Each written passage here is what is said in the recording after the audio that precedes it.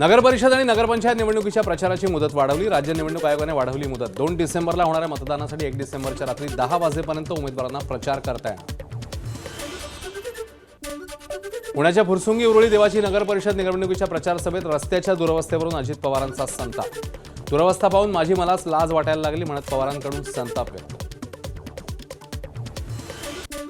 आदिवासी कातकऱ्यांच्या विविध मागण्यांसाठी श्रमजीवीचा राहनाळ ग्रामपंचायत कार्यालयासमोर आंदोलन। राहनाळ ग्रामपंचायत हद्दीतील सर्व आदिवासी कुटुंबियांच्या घरांना घरपट्टी लागू करावी यासह विविध मागण्यांकरता आंदोलन। दिशा सालियन मृत्यू प्रकरणावरून मुंबई उच्च न्यायालयाकडून मुंबई पोलिसांची खरडपट्टी। दिशाच्या मृत्यूला 5 वर्ष उलटून गेले, आणखी किती काळ तपास करणार? मुंबई उच्च न्यायालयाचा सीबीआयला सवाल। केंद्राचं कडधान्य आत्मनिर्भरता अभियान राज्यात राबवण्यास मंजुरी। बियाणं खरेदी आणि उत्पादनाकरता 100% मदत केंद्र सरकार करणार। उरलेल्या उपाययोजनांसाठी केंद्र 60% मदत देणार। अनुसूचित जाती, अनुसूचित जमाती आणि महिला शेतकऱ्यांना होणार फायदा। मुंबईमध्ये वायू प्रदूषणाला कारणीभूत ठरणाऱ्या 53 बांधकामांचं काम पालिकेकडून बंद। बांधकामांनी एअर क्वालिटी इंडेक्स दर्शवणारे सेन्सॉर बसवावेत आणि नियमांचं पालन करावं। अतिरिक्त आयुक्त अश्विनी जोशी यांचा इशारा। 4 दिवसांमध्ये सोन्याच्या दरात पुन्हा एकदा 3000 रुपयांची वाढ। जीएसटीसह सोन्याचे दर 1,30,000 रुपयांवर। जागतिक पातळीवर डॉलरच्या तुलनेत रुपयामध्ये मोठी घसरण झाल्यानं सोन्याच्या दरामध्ये वाढ। नाशिकच्या येवला बाजार समितीत कांद्याचे भाव 500 ते 700 रुपयांपर्यंत कोसळले। कांदा उत्पादक शेतकऱ्यांच्या चिंतेमध्ये वाढ। विक्री झालेल्या आणि विक्रीसाठी येत असलेल्या कांद्यावर प्रति क्विंटल 1000 रुपये अनुदान देण्याची शेतकऱ्यांची मागणी।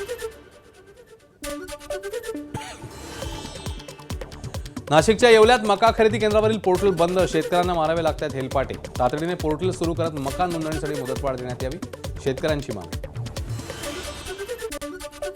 बीडच्या वडवणी तालुक्यातील देवगावमध्ये खंडोबा यात्रा। यात्रेनिमित्ताने बैलगाडा ओढण्याची परंपरा कायम। 4 दिवसीय खंडोबा यात्रेनिमित्ताने गावात कुस्त्यांचा रंगला सामना। भिवंडीच्या शेलारमधील खेमी सती डाईंगमध्ये भीषण आग। कपड्यांवर मोठ्या प्रमाणात रंग प्रक्रिया सुरू असताना आग। सुदैवाने जीवितहानी नाही।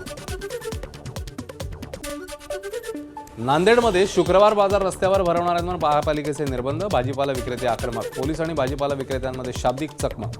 विक्रेत्यांनी रस्त्यावर भाजीपाला फेकत केला पालिकेचा निषेध।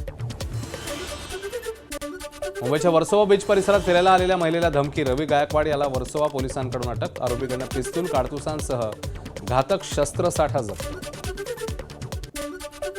पुण्यातील गुंड गजानन मारणेला पुणे सत्र न्यायालयाकडून जामीन मंजूर। काहीच महिन्यांपूर्वी कोथरूड भागात केंद्रीय मंत्री मुरलीधर मोहोळ यांच्या समर्थकाला मारणे टोळीतल्या गुंडांनी केली होती मारहाण। या मारहाणीशी गजानन मारणेचा संबंध नाही, न्यायालयाचं। मुंबईच्या पवईत राष्ट्रवादीच्या पदाधिकाऱ्याकडून विरोधकाला मारहाण। सोसायटीच्या निवडणुकीत पराभव झाल्यावर विरोधकाला केली अमानुष मारहाण। राष्ट्रवादी पदाधिकारी नितीन देशमुखला। महाराष्ट्राचे सुप्रसिद्ध कवी, हास्य सम्राट डॉक्टर मिर्झा यांचं अमरावतीत निधन। वयाच्या 68व्या वर्षी घेतला अखेरचा श्वास। यवतमाळच्या नेर तालुक्यातील धनज माणिकवाडा हे त्यांचं मूळ गाव। ग्रेटर नोएडा इथला लग्नाचा व्हिडिओ सोशल मीडियावर व्हायरल। 50हून अधिक सैनिकांनी केलं शहीद। सैनिकाच्या मुलीचं कन्यादान। सुरेश सिंह भाटी 2006 मध्ये झालेल्या दहशतवादी हल्ल्यात झाले होते शहीद। T20 विश्वचषक जिंकल्याबद्दल पंतप्रधान मोदींनी केलं अंध महिला क्रिकेट संघाचं अभिनंदन। पेढे भरवत पंतप्रधानांनी क्रिकेट संघाशी साधला संवाद। एकट्या प्रशिक्षकाला दोष देणं अयोग्य। सुनील गावस्कर आणि आर अश्विन यांच्याकडनं गंभीरची पाठराखण। गंभीरकडून मात्र भवितव्याचा चेंडू बीसीसीआयच्या कोर्टात।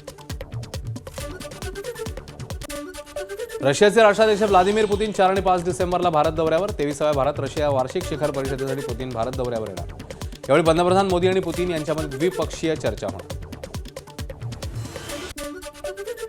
वेस्ट बँकमध्ये 2 पॅलेस्टिनी नागरिकांची हत्या केल्याचा इस्रायली सुरक्षा दलांवर आरोप। 2 पॅलेस्टिनींनी सीमा पोलीस कर्मचाऱ्यांसमोर आत्मसमर्पण केल्यावर त्यांच्यावर गोळ्या झाडल्याचा आरोप। श्रीलंकेत पूर आणि भूस्खलनामुळे 40 जणांचा मृत्यू, 60हून अधिक लोक बेपत्ता, 10,000 नागरिकांचं नुकसान। श्रीलंकेच्या हवामान खात्याकडून पुराचा इशारा। इंडोनेशियात मुसळधार पावसाचा कहर, शेकडो लोक बेघर, नागरिकांना सुरक्षित स्थळी हलवलं, अनेक जणांचा मृत्यू झाल्याची माहिती। कियारा अडवाणी आणि सिद्धार्थ मल्होत्रा यांनी इंस्टाग्रामवर शेअर केलं आपल्या मुलीचं नाव सराया मल्होत्रा ठेवल्याची इंस्टाग्रामवर पोस्ट।